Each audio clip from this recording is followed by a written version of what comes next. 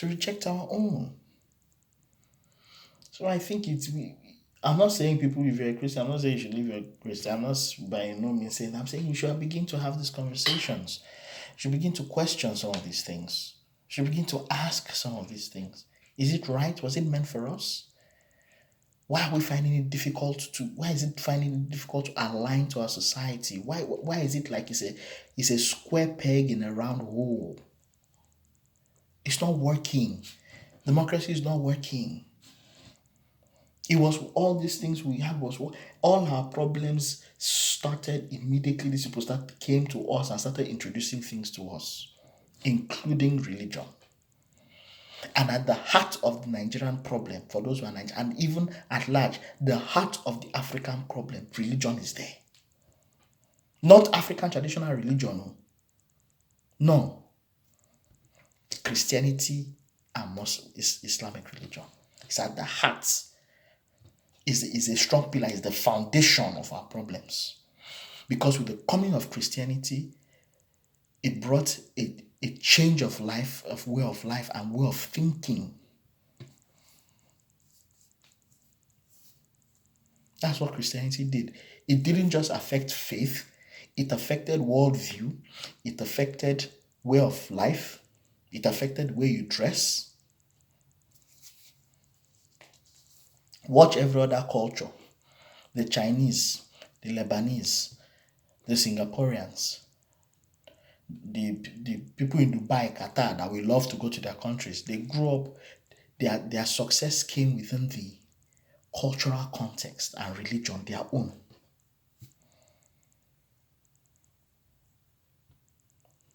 That's why I like this movie, Black Panther.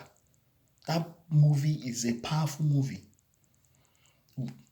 Our own society, our own technology. We did not need the white man's intervention. And even when the white man intervened, it was by our permission. And he only played a little part.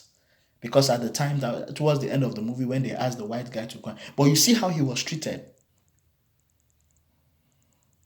When T'Challa was stabbed and unconscious, they took him to another African kingdom.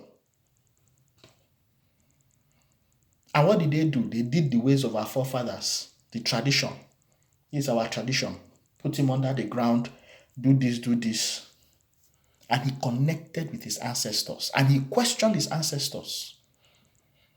For those of you who have watched Avatar, see how they packaged it for you. Those are another people's way of spirituality. If you are born in the water kingdom, you bend water. If you are born in the fire nation, you bend fire. So whenever, and there were tribes, the water tribe. Underline that word, whatever tribe you were born in, you manipulated the elements in your tribe. Naturally born, when you were born with the ability to bend the elements. And anytime the avatar needed assistance, he connected with the past avatars.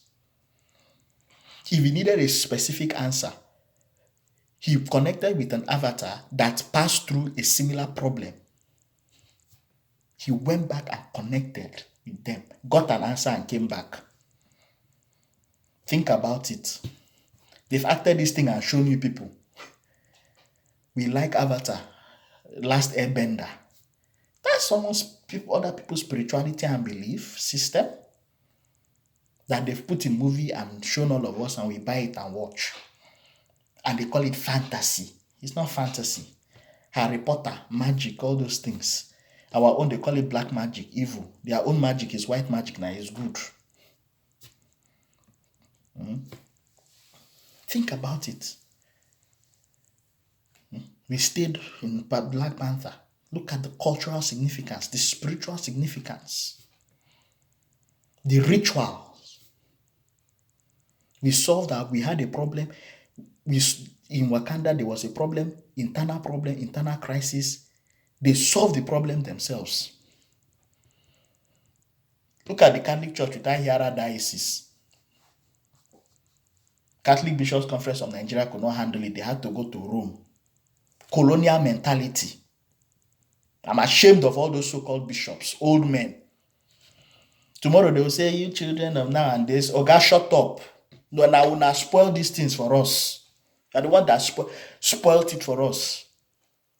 We are only trying to cope with the nonsense you've left for us. So don't say that nonsense, children of nowadays. To hell with you. Children of nowadays.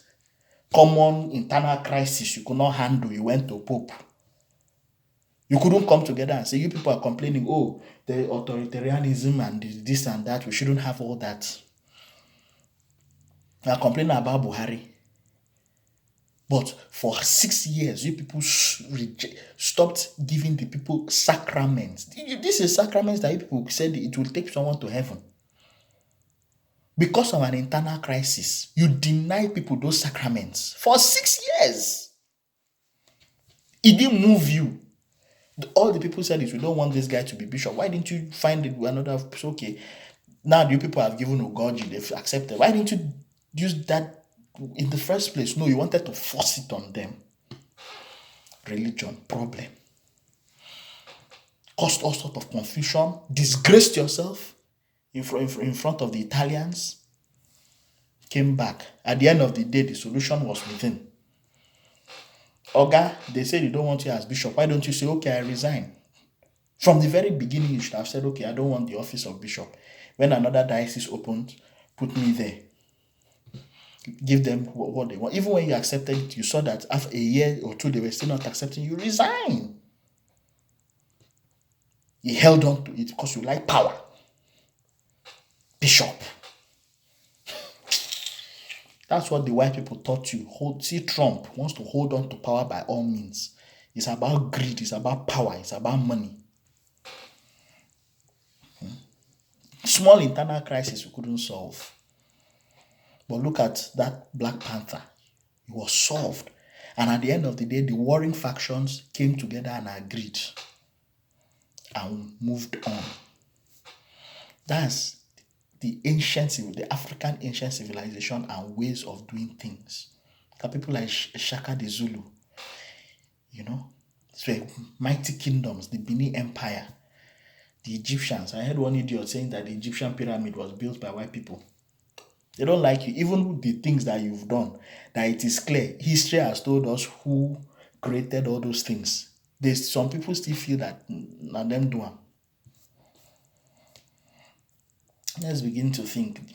Let's begin to ask some cogent questions about certain things.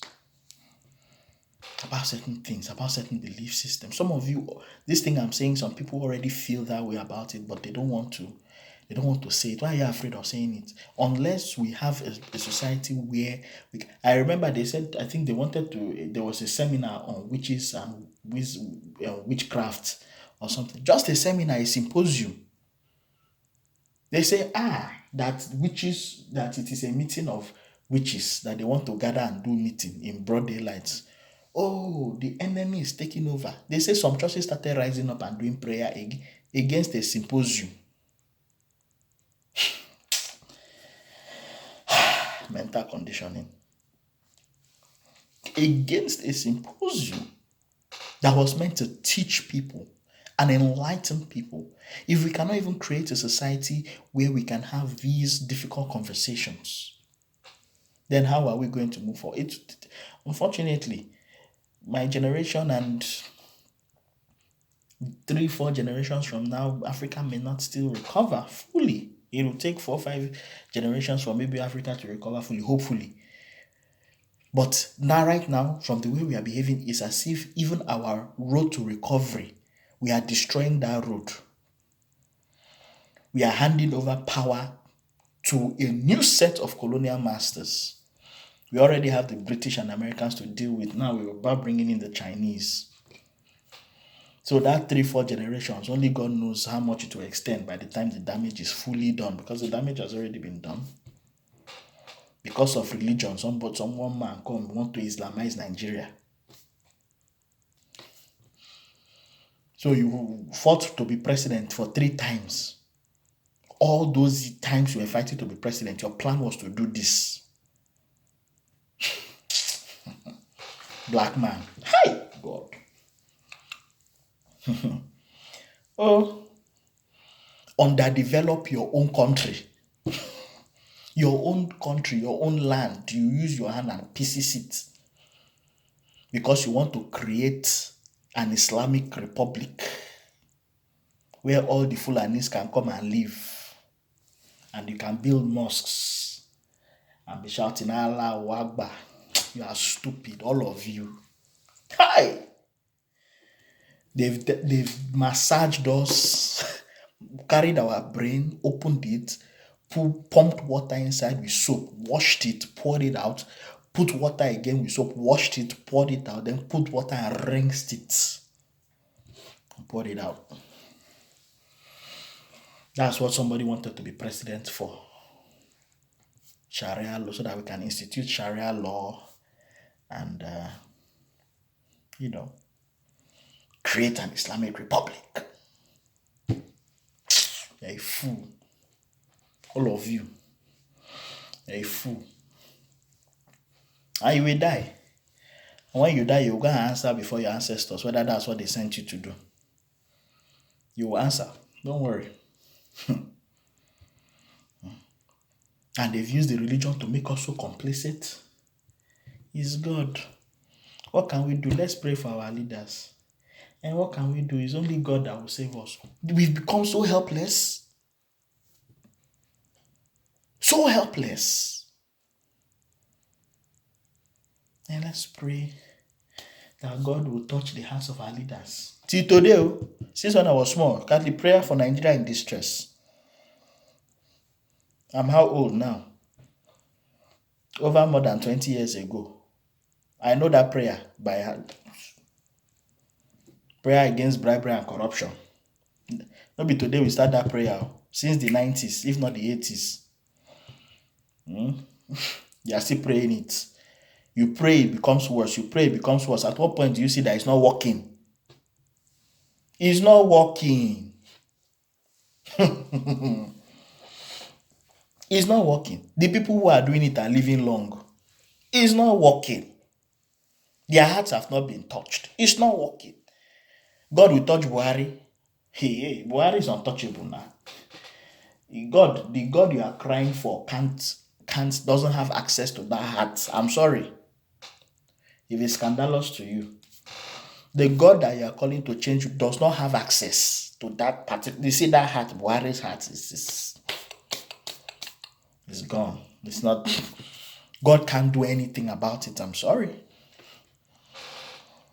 The only message people like that hear is when people put their foot on the ground and affirm and say, no, you are not going to torment us. That was what our African spirituality and our African mindset and tradition left for us. The ability to, that's why we are forceful people. We are forceful in every other thing about our politicians. We are forceful to ourselves. We know how to be wicked. We know how to beat, can flog.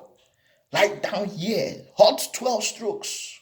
We can do it, which, by the way, that's another colonial mentality and slavery mentality, because we saw ourselves being beaten. Now we are inflicting, it's PTSD. We are now inflicting it on ourselves. So that's another one. We will shout at each other. You dey mad, you dey crazy. You don't see how they come. You know, that is our African strength. That's why you come here, you see white people, but you see an African man, you know that there's a difference between African man and African. We don't take nonsense. We challenge, we look, someone misbehave, I don't care, I'll go to you and say, excuse me, sir, you misbehaved back there. I don't like what you just did. We confront it. But we seem to confront every other thing apart from political leaders and religious leaders. At that point, you're like, we are helpless. We are now praying for God to come out. When that thing has already been infused in us, we just have to use it. So,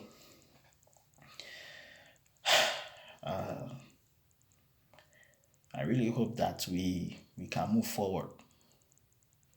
I really do. And I really hope that more eyes will continue to be open. It's clear. It's obvious. This thing was not meant for us.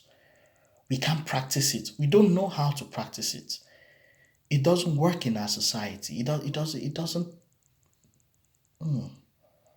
We're trying, just like democracy, just like every other thing. It's only giving us identity crisis. It's not working. The deceit, the so-called miracles, it's not working. The kneeling before the Blessed Sacrament, the praying for the country, it's not working, both individually and collectively.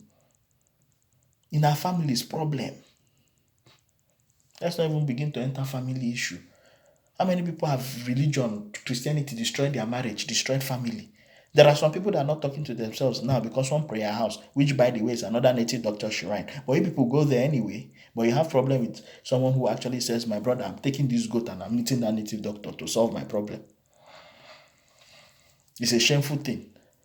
But you are going to prayer house and carrying candle, red candle, and carrying picture to all these people.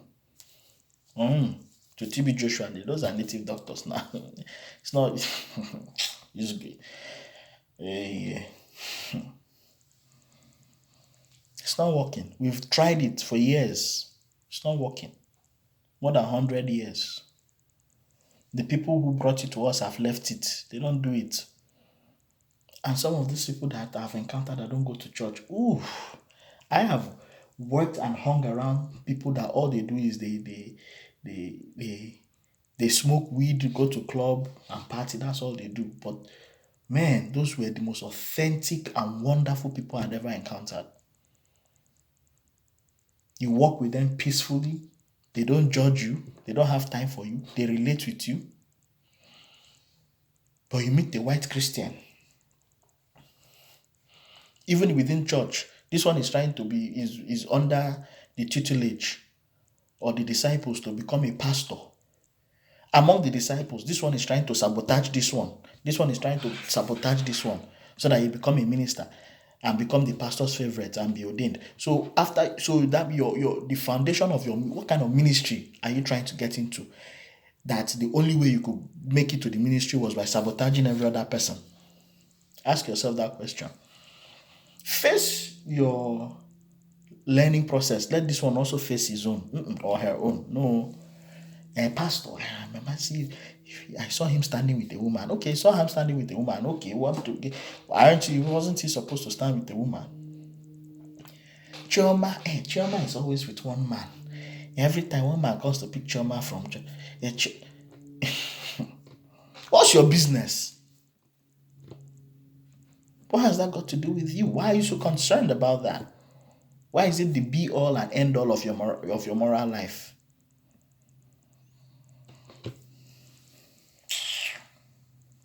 So we have a long way to go.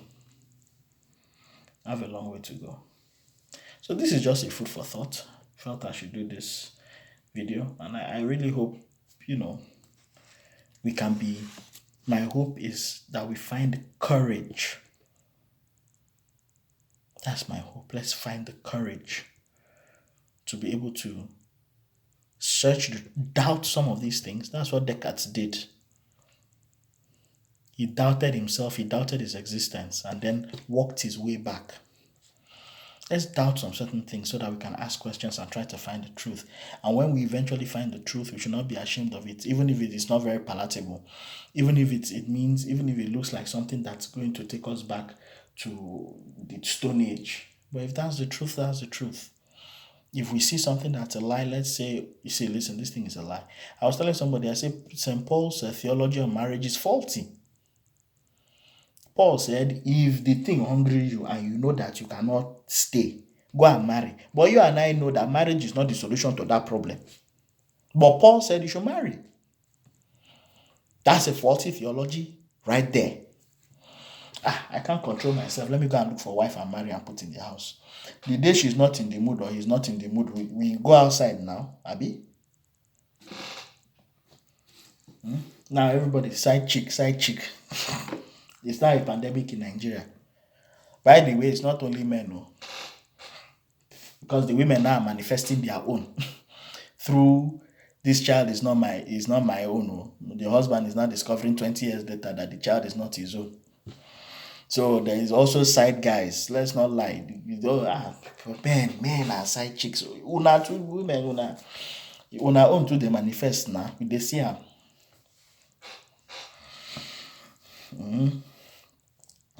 Tell them that to have allowed us to go and continue marrying our 3 wives. They came and said, one man, one wife. They themselves, they can 50% of marriages in the US ends in divorce. They can't even stay. Even Christian marriages end in divorce. Pastors are divorcing left, right, center. It's not some of their beliefs is not even working for them. I heard America, they say, oh, we don't practice a democracy, we practice a republic. Oh, you practice a republic. Then why did you tell us to practice democracy? Wow. Oh, we don't practice democracy, we practice a republic. The founding fathers discovered that the democracy was going to be problematic. That is why they came up with the electoral college and they made the states autonomous. Oh, and you gave us presidential system of government where one man will be at the center and control the entire state and states don't have autonomy. Why didn't you tell us that? Anyway, made this video not too long. Let's just think about some of these things and have a conversation and see a way forward.